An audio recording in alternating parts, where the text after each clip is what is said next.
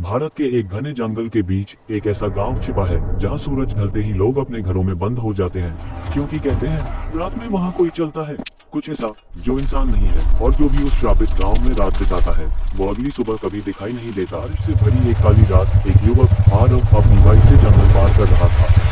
अचानक उसकी बाइक बंद हो गई। मोबाइल में नेटवर्क नहीं, चारों तरफ सिर्फ अंधेरा और अजीब आवाजें। तभी दूर उसे टिमटिमाती रोशनी दिखाई दी।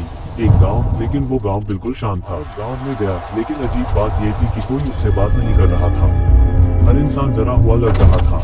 तभी एक बूढ़ी औरत उसके पास आई और धीमी आवाज में बोली, यहाँ रात मत बिताना। आरव ने पूछा क्यों?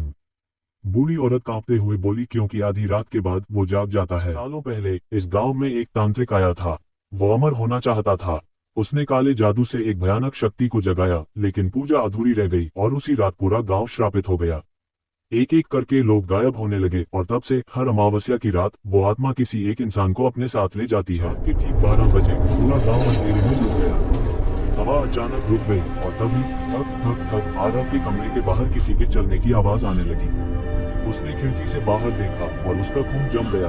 एक लंबा काला साया। अचानक दरवाजा अपने आप खुल गया और वो साया सीधे आरव की तरफ बढ़ने लगा। आरव जान बचाकर भागा। पूरा गांव अंधेरे में डूब चुका था। पीछे सिर्फ उस चीज की भारी आवाजें।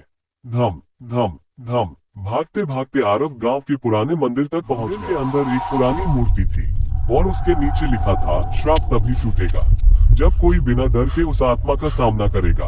आरव ने कांपते हाथों से मंदिर की घंटी बजाई।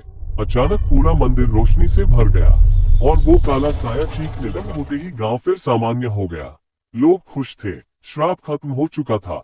लेकिन जब आरव गांव छोड़ने लगा, उसने पीछे मुड़कर देखा। वो बूढ़ी औरत कहीं दिखाई नहीं दी और मंदिर की दीवार पर एक नई तस्वीर लगी थी, जिसमें आरव खुद खड़ा था, ठीक उसी काले साए के पीछे। आरव सच में श्राप से बच गया था या अब वो खुद उस श्राप का हिस्सा बन चुका था?